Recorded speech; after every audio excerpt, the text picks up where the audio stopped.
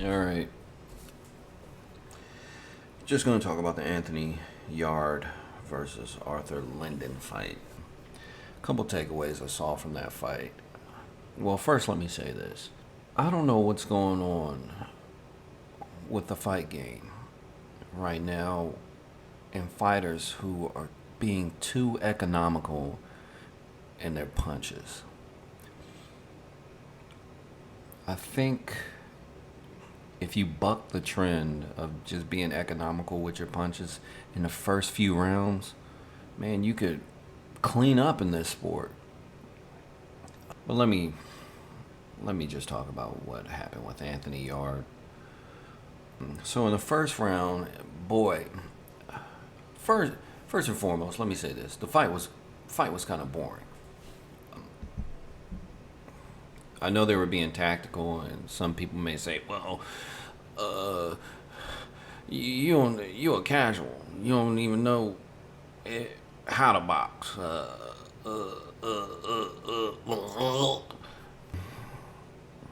So yes, the fight was boring, and I noticed the first round they were doing a fill out. I think it just it baffles me to where I always see the first round of a fight where it's a fill out period. Why not just check the guy's temperature? That's what I think Anthony Yarde should have did. I mean, he saw Arthur Linden, or excuse me, Linden Arthur,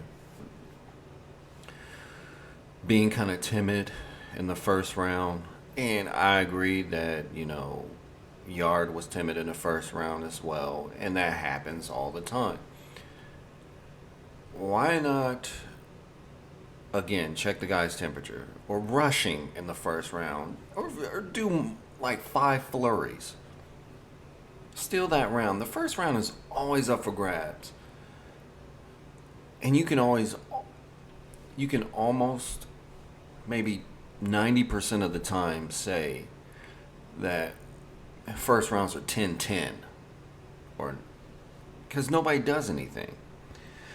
So I thought if Anthony Yarde wanted to win that round, he probably should have just flurried or just rushed him. Now, hindsight being 2020, I don't think Lyndon Arthur could have took his power, because judging by the 12th round, I saw him. I think he rocked him in the 12th. I think it was the 12th, and I think somebody somebody at some point in time said he was scared or something like that, or maybe I'm just thinking of that, or by his actions, body language. If you think he's scared, then prove it. I mean, if you fainting and he's like flinching, then prove it. Go in, go in. What I needed to see from Anthony Yarde as well is, and I saw this with Daniel Dubois. I don't know if they have YouTube, but a lot of people in the world nowadays, if we need to learn how to do something, we use YouTube. Look at an old video of Mike Tyson dodging jabs with his head movement. Yes, I am a Mike Tyson prime disciple. Just look at a video of that. He's bobbing and weaving, and he's not doing it for defensive. Yeah, of course it's for defensive purposes, but also he's looking for his opening. I was thinking that Anthony Yarde in this fight, when he was trying to dodge jabs, and he was kind of doing a bad job of it. I didn't see enough head movement, but also he was just being defensive when he bobbed. Like, oh, I'm just trying to get out of the way of this punch, not trying to counter punch as well. And what I noticed also is when Anthony Yarde got him on the ropes, one or two punches, that's it. So if you get him on the ropes, let your hands go. Let him go. He wasn't clinching. I didn't see much clinching in this fight until the later rounds. Another thing I noticed of Arthur is that he was Joe Joycing. And what I mean by Joe Joycing, he was just throwing that left jab out there all the time. All the time. And however, with Joe Joyce, in the Joe Joyce and Dan Dubois fight, Joe Joyce's left jab was doing damage. And basically, Daniel Dubois got stopped by getting jabbed in the eye for 30 minutes. That's another person who needs to watch Mike Tyson's head movement. Joe Joyce was was he much taller than? No, he's about an inch and a half or so. But that's still good. He could have got under the jab, ducked with under the jab, and then just rushed him to the body. But yes, that's all I saw with Arthur. But back to Arthur. Arthur just basically laid that left hand jab on him. Maybe a right hand here and there, caught him with it. But it seemed like when Anthony Yarde got caught with the right hand, I forget which round it was. It was mid to late rounds. He got caught with the right hand, and then he came right back. So he wasn't hurt by the right hand. So why not just say like, oh, he can't hurt me with the right hand, so let me just rush him again and just let off some hands. Nope, didn't do that. I saw in the fourth round that Yarde did land a nice jab and overhand right. So that's another method. I mean, you can jab with the jabber and then land your overhand right with his overhand right, or and see where it goes. Again, the guy was being timid with his right hand. I don't know what was going on with Arthur's right hand. I saw him maybe throw 2, 3, 4 punches with his right. And I don't want to take this. I don't want anybody to take this that, oh, I don't like Anthony Yarde. I do. He's maybe one of my top 3 fighters out of the UK, and I'm a little upset. But Ajay probably should have said, hey man, this guy's not throwing his right hand that much, so maybe throw caution to the wind and just go in and unload on the dude, force him to the ropes, unload on him, because he's not throwing that right hand for some reason, and they didn't pick up on that. He threw threw 4 right hands. And why would that keep you off of him? Because you see, when you got caught with the right hand, you were just like, oh, I'm angry now because you hit me with a right hand. So go in. Again, is Lyndon Arthur's jab that powerful that it stops you from executing your game plan? No, it's not a Joe Joyce jab. It's not a Lennox Lewis jab. It's not an Ike Cortez jab.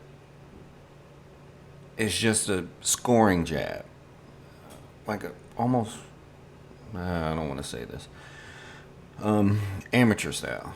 Like he's just piling up the points on you with a jab with nothing behind it. And again, they should have known that something was up when Arthur didn't throw a right hand for like 4 rounds. And then Tunde Ajayi said he was running. Okay, so tell him to cut off the ring and then unload. And then I saw when he got him against the ropes in the later rounds that he let him escape.